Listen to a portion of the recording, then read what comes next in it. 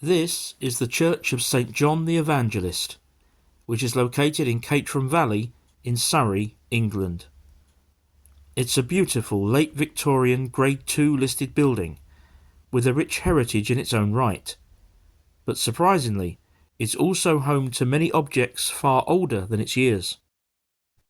Like many historic buildings, in September 2024, the church took part in the annual Heritage Open Days event, which takes place right across England. So please join me as we discover the history and mysteries of this beautiful building, with some very special access along the way.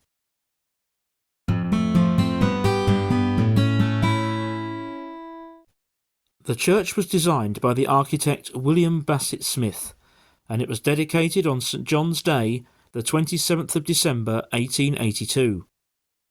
The church was constructed on the site of an earlier and smaller church that had been built around a decade earlier.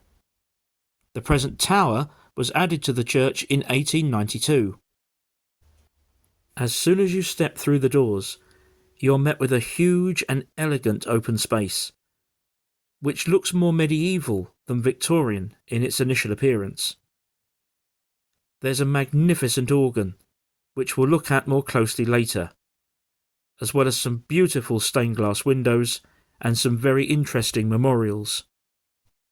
So let's start by the entrance. Unusually, on either side of it, there are two boards that list not the names of the past vicars, but the past church wardens. There is a board with the vicars' names, and we'll see that a bit later. As we walk down the first aisle, we pass this magnificent stained glass window from 1914. On the left we have Mary Magdalene, and on the right St. Peter, both witnessing the resurrection of Christ in the centre. At the end of the aisle, there's this small open chapel. There are 3 boards on either side of the crucifix, and these contain the names of the local men who were killed in World War I. Later, 2 further boards were added on either side of the stained glass window above.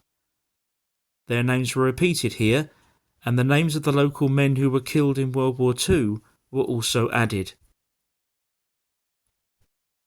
As we move further down the church, we come towards the main altar, which we'll look at more closely in a moment.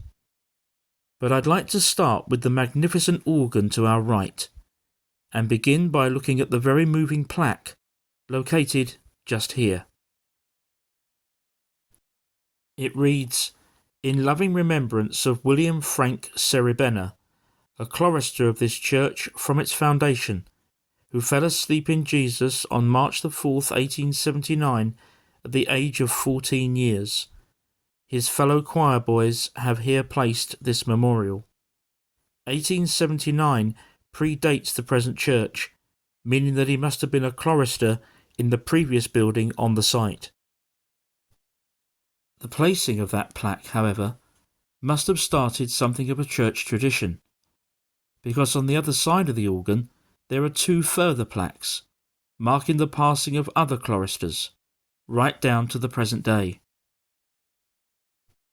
If we stand back and look at the organ itself, we are faced with a truly magnificent instrument, built by J.W. Walker and Sons of London in 1870, and originally installed in St. Saviour's Church, Eastbourne. So the instrument is another example of the present St. John's Church housing items older than its years. The organ was moved here 13 years after its original installation and dedicated on St. James's Day, the 25th of July, 1883. Incredibly, the organ has a total of 2,300 pipes. And if you're wondering how there could possibly be so many pipes in there, you can see here that the organ continues around the corner. At this point, I must thank Julie, the church warden, for some very privileged access. Here, we are literally standing inside the organ. It was a very cramped space, but an opportunity that I simply couldn't miss. As we look around, you can actually see the inside of the pipes and some of the very sturdy metal framework that helps to support the whole instrument. Now let's return to the main altar, which is one of the church's most ornate features. It also has a unique and somewhat mysterious piece of history, which we'll look at in a moment. And in addition, it houses one of the church's finest stained glass windows. At first, there doesn't appear to be anything particularly mysterious about the altar, but have a look at those 4 recesses, 2 on either side. Can you spot anything if we look at them more closely? These are the 2 on the left, and these are the 2 on the right. Again, I must thank Julie, the church warden, for pointing these details out and for granting me access to take close-up photographs. If we zoom in on one of the recesses, we can see that the original wording here has literally been chopped through to accommodate the mosaic above, which itself is incomplete. All 4 recesses are like this. So why? If we look at the board displaying the names of the past vicars, which I referred to earlier, we can begin to unlock this story. The second vicar of St John's was Fergus Henry Wood, who held the post from 1894 until 1919. In the side wall, near the altar, there's this partially obscured plaque to the memory of Mary Stephanie Wood. She was the young daughter of the Reverend Fergus Wood, and she was born in the vicarage and died there. There's no burial ground at St John's, and Mary is one of only 2 people to have had her ashes laid to rest beneath the altar. This engraved step marks the place. It was the parishioners themselves who had the mosaics installed in the recesses in Mary's memory. But it's odd that only the top sections were completed, leaving the badly damaged wording on display. It seems like an odd decision to have consciously made, and there's no record as to how these recesses came to be left the way they were. From the altar, we can turn round and look back down the main aisle. A number of displays have been set up for visitors, as well as refreshments. To our left is the pulpit, and beyond, some more of the beautiful stained glass windows and the display of flags. As we make our way back down the opposite aisle, it's worth mentioning that St John's houses no less than 8 bells. Again, the majority predate the present structure.